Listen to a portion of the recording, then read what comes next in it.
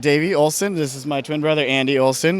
We put together the Jurassic Park tour train, something that we've been talking about doing for a long time. And we finally got it put together, and it's here. It is a bit of a collaborative one because we built the train, but James Ritzman did do the fences and the gate, and Bob Day supplied all the greenery and every single dinosaur you see here. That's good, because you got a few different builders from the show involved. Yes, absolutely. Specifically because I don't have this many dinosaurs, this variety or this quantity. So Bob was a big part of making this happen for sure.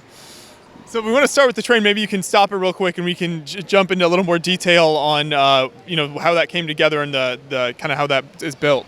Absolutely, yeah. So the original inspiration for the train engine here is the Jurassic Park Ford Explorer tour, right? And so the idea was to make it look like the Explorer, have a big window. Those had that big bubble, sunroof on the top. So this is a Slave One cockpit window used to make it a nice big glass window on the front there, armored just like the trucks were and everything. Same coloring as the trucks, just really to look like that tour car that we saw, right? And then going on to the Tram Cars, which Andy made, those were basically, yeah, we saw the Jeeps, and I like the color scheme. I think we can make a tram, kind of hide the wheels, make a tram car like a Universal Studios backlot kind of tram. And once one was made, you can make multiples. So made 4 for this time. We have other thoughts of how to change it, but there are custom decals on there as well, right? There are, yeah. Did a little Photoshop and then had some friends print it out and stick them on, and we have more and more ideas. But this was the way it was for this one, and we like it. It translates well as a tram car, and kind of want to go on the backlot tour, right? Sure, it gives that kind of iconic look for it. So then if we move on from there, what do we have coming in this corner over here? Yeah, so this actually came about from a couple other guys that had the set there of the engine, the cargo train, and then one of the other guys made a little enclosure for one of these guys, and we thought it'd be funny, since we had so many more, of them kind of just taking over and trying to get that guy, rescue him, if you will, just to tell another side story. That we don't have any power in that one. It's just kind of just a display over there, but makes it something interesting to look at for sure. And then moving inside the fence, what do we have? You got some great trees there, and then a very big range of dinosaurs. Yes, that really is what it is. Again, shout out to Bob for all his great dinosaurs, and the goat. If you see right there, we do have the goat in the very center, which is great. But the idea of just getting a representation of some of the big dinosaurs in there. The raptors were added in later just because he's got so many great raptors here that those were just an addition to it that just makes it a nice full pen, if you will. Right. And then beyond that, what do we have on this side of the layout?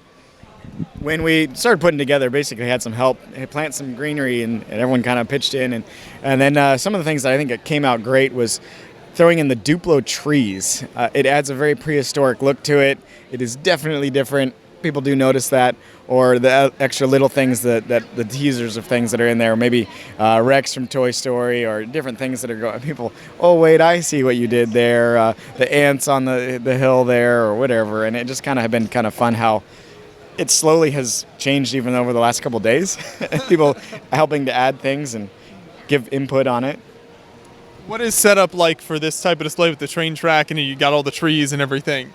Honestly, basically it was green base plates on Thursday and a bunch of bins separated out by element, and we just went to town putting everything together, and it is probably will never be the same twice. Just it's always changing.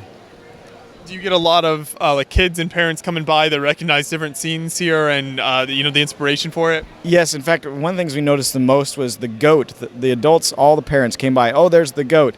And then the kids went, oh, look at the hot dog. And we got told by many of the kids that the hot dog is in the wrong, it should be in the other dinosaur, because apparently, Indominus there, because apparently it's in some Netflix show that they actually feed the hot dogs to him. It's how they lure him out.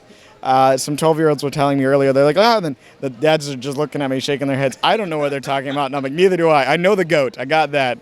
But I don't know. It's definitely reaching out to everybody with the youngest and the oldest. That's great. It's good when you can kind of have that iconic, piece of pop culture that then you can transition into Lego and bring all that together.